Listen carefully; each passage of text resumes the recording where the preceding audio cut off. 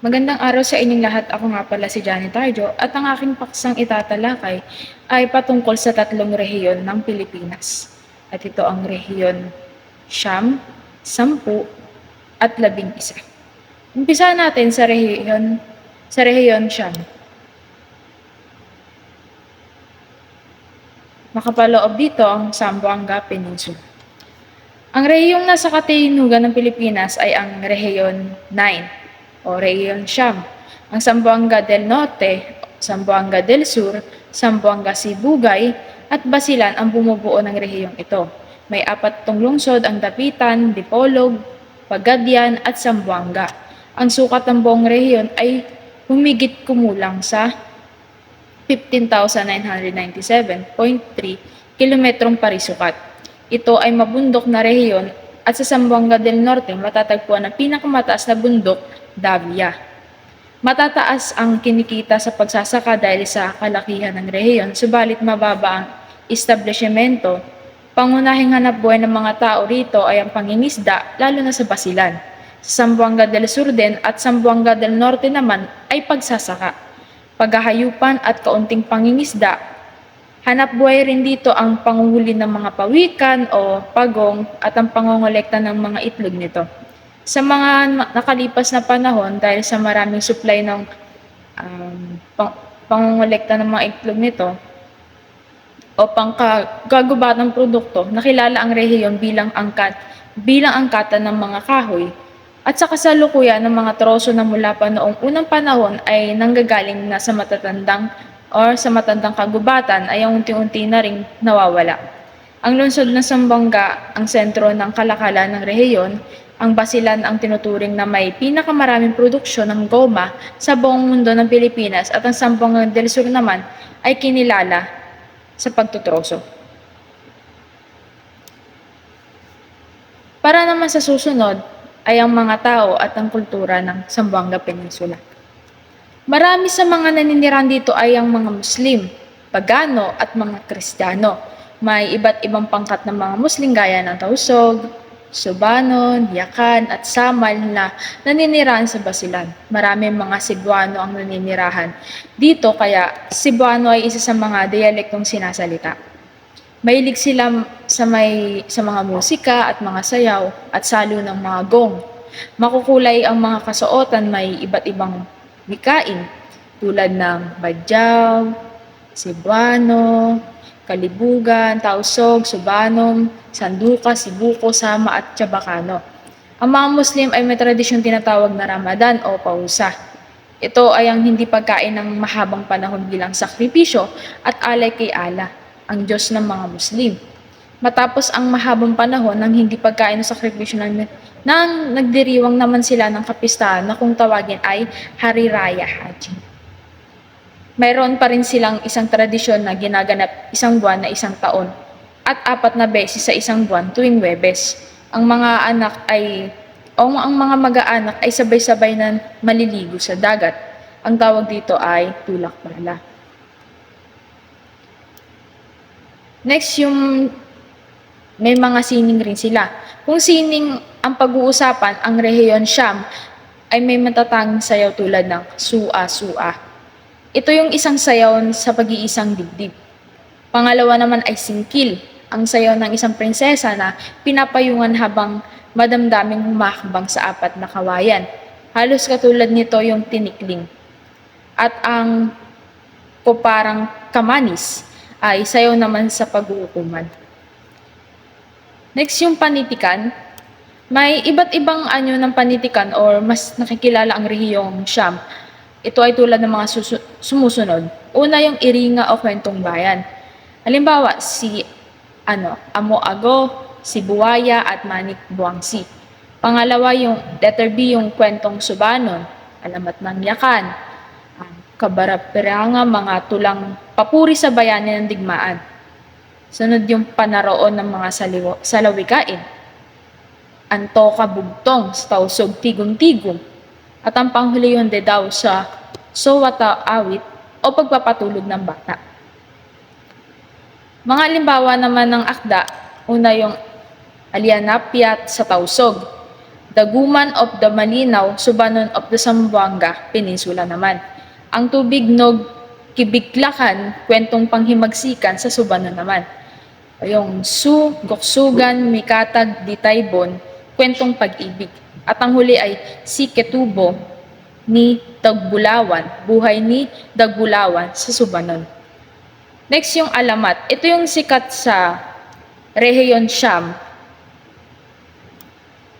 Pero bago ang lahat, alamin muna natin ang kahulugan ng alamat. Ang alamat, ito yung isang uri ng panlikan na nagkikwento tungkol sa mga pinagmulan ng mga bagay-bagay sa daigdig. Karaniwang nagsasalaysay ang mga ito ng mga pangyayari hinggil sa tunay ng mga tao at buok mayroong pinagbatayan sa kasaysayan. Ang salitang alamat ay panumba sa salitang legend ng English. May halimbawa dito ng alamat. Ito yung alamat ng dalawang bundok o alamat ng dalawang bundok na nakatayo sa karagatan sa pagitan ng Zamboanga at Tulong. Papaikliin ko na lamang. Ang alamat na ito ay patungkol sa dalawang mag-asawa na naglakbay sa karagatan at may malakas na alon. At hiniling nila na sana kapag may mangyaring masama sa kanilang dalawa ay maging dalawang bundok na lamang sila. Kaya doon may makikita doon sa Zamboanga, may dalawang kabundukan. Doon nagsimula yung alamat ng dalawang bundok. Para naman sa panghuli, may mga manunulat din sa Rehiyon Siam. Kilala rin dito, una si Antonio Descalar. Isinilang sa Sandingan, Zamboanga noong Hunyo 15, 1952. Nag-aaral sa isang pampublikong paaralan at nagtapos sa kanyang pag-aaral sa Misamis Occidental Institute at sa College of Law sa AU. Nanagwagi siya sa unang gantimpala sa timpalak ng pagsulat ng tula na ginanap noong 1949. Kauna-unahan niyang tula ay naipalimbag ay ang Not Before the Conqueror. At next naman kay Antonio Enrique, siya ay sumulat ng mga maikling kwento tungkol sa mga Kristiyano at mga Muslim sa timog na nakatagpo at nakasalumuha niya sa buhay, tungkol sa probinsya, bayan at mga baryong kanyang tinitirhan at binibisita, at tungkol sa mga obserbasyon at mga karanasan. At ang panghuli ay si Ignacio Alvarez Enrique. Pinanganak sa Zamboanga City kung saan din niya tinapos ang kanyang pre-college education.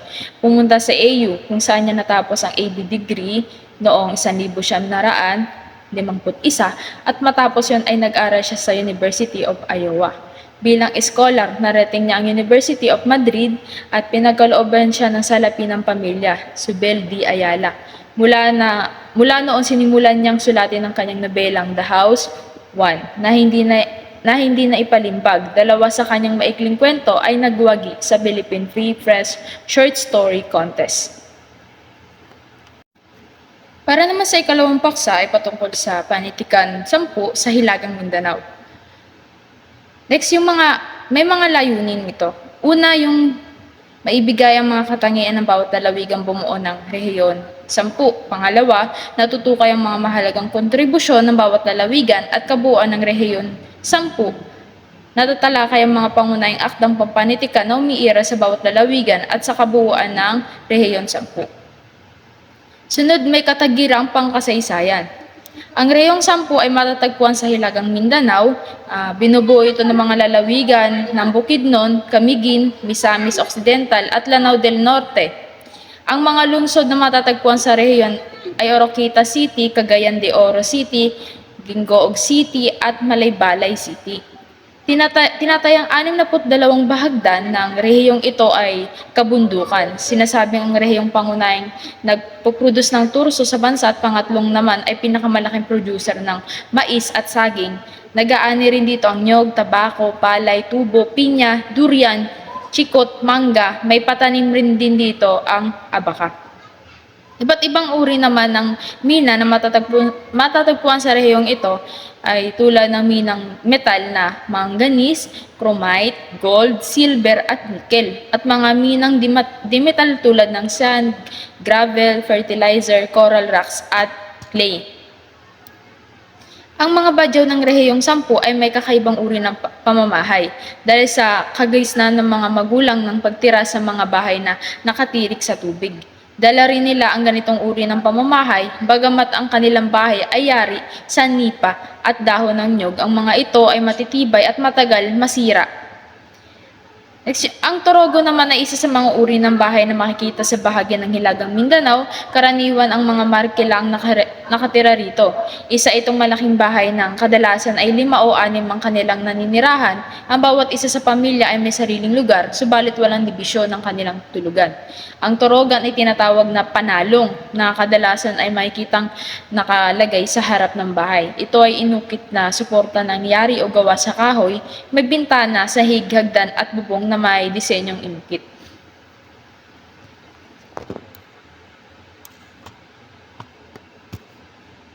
Ayan. May 29 na ilog ng rehiyong ito kung kaya may mga lugar ng mga mamamayan ay nabubuhay sa pamamagitan ng pangingisda at paninisid ng perlas.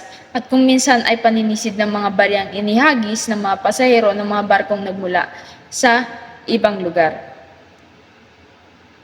Sa panitikan ng rehiyon 10 ay may Antoka o Bugtong. Ito ay kilala sa rehiyon 10. Na ang toka o bugtong ng mga taga-Bukidnon ay ginawa nilang libangan kasabay ng kanilang mga gawain tulad ng halimbawa kung sila ay naghihimay ng mais, kung gabi nag-aalala ng banig at nagkakayas ng yantok na ginawa nilang panghuli ng isda. Halimbawa nito yung gimukura, mga along migpapahaba ang iba. Pangalawa yung sinla-sinla ay biyang-biyang-biyang na pangbukad o hanlaw. Meron din dito yung isa rin sikat dito ay yung tula.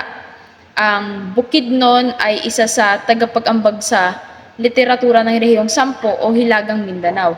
Ang mga taga-Bukidnon ay may isang uri ng tula na karaniwang ginagamit nila sa mga pagtitipon-tipon. Tinatawag nila itong limbay. Ito ay binibigkas ng paawit at punong-puno ng damdamin. Ang manti ay manduraw ay isang tulang pasalaysay na nauukol sa tunay na buhay ng isang matapang na mandirigma na nakatira ng basak at takalaan. Mga lugar sa Bukidnon ang mandirigma, ito ay magkakaroon ng isang magiiting na anak, ang pangalan ay Duraw. Ang salaysay ay nagpapakita ng pagpapahalaga at pagmamahal ng mga taga-Bukidnon kay Duraw, panganay na anak ng mandirigma. Ang sala ay isa ring tulang pasalaysay ng mga taga-Bukidnon. Nagpapahayag ito ng pagmamahal, binibigkas din ng paawit, subalit ang pagpapahayag ay patanong. Idang-idang, ito naman ay isang tulang pasalaysay na nauukol sa mga tao at mga pangyayaring naganap sa kanyang kapaligiran. Ito ay naririnig sa inawit ng Bukidnon, Central Bukidnon, kilala ito sa tawag na ballad sa Ingles. May mga sikat din ditong manunulat. Sila una si Emmanuel Acaba, Francisco R. Demetrio, at pangatlo ay si Jose F. Lacaba Jr. Para naman sa huling paksa na ating tatalakayin sa rehiyong 11 o sa rehiyon ng Davao. Ito ay kilala sa likas na kayamanan ay binubuo ng 4 na lalawigan. Una yung Compostela Valley, Davao del Norte at Davao Oriental. Marami sa mga naninirahan dito, mga Cebuano, Tagalog, Ilocano at Ilonggo, kaya't mga Kristiyano na nananatili pa rin sa rehiyon ng mga katutubo tulad ng Bagobo, Mandayas, Mansaka at Bilaan. Natatangi rito ay ang tuwaang. Ang mga Bagobo, karaniwan nilang binibigkas ito sa mga kasalan, lamayan, taniman at iba pang pagdiriwang. Dawut, natatanging awitin ng mga Mandaya. Atingan, awit ng mga Bagobo sa lalawigan ng Davao bilang awit ng panghihili o pag-ibig. Sa mga Mandaya, Mansaka tinatawag itong tubum. Opad, isang mahabang awitin na ang pinapahayag ay ayon sa karanasan ng tao, lalo na kung kabayanihan. Tinalak, kahusayan sa pagtatali at paghuhukay ng abaka. Tangongo, katutubong sayaw, sayaw ng mga may edad na at mga mag-asawa. Balite at kamarag. Uri ng sayaw na ang mga sumasayaw ay sabay sa galaw ng dahon ng balite. Sampak, sayaw ng mga lalaking nag-aaway. Bolang-bolang, isang uri ng tambol na ginagamit ng mga babae. Diwagay, sinaunang biolin mula sa bilan. Tiyu, o instrumentong hinihipan ng mga tibuli. Sa Compostela Valley, isa ito sa pinakabagong lalawigan ng Pilipinas. Sa buong taon ng Compostela ay di dinadalaw ng anumang bagyo, bagamat nakaranas din dito ng pagpatak ng ulan o tag-ulan. Ito ay naging isang melting pot of migrants tulad ng mga Tagalog at Bisaya. Sa Davao del Norte naman, tinuturing itong lugar o mina ng mga saging. Kilala bilang Green Gold Country dahil sa malawak na taniman ng saging at gayon din ang mayaman ito sa ginto. Ang kanilang kasuotan ay mahabang manggas na damit para sa lalaki at malong colorful tube skirt naman para sa mga babae. Sa Davao del Sur naman, ang lupa ng Davao del Sur ay agrikultural at ang produkto ay bigas, mais, nyog, saging, tubo, kape, kakao, durian, mangga at lansones. Mayaman din ang lugar na ito sa fish product, mineral tulad ng ginto, tanso, lead copper at chromium.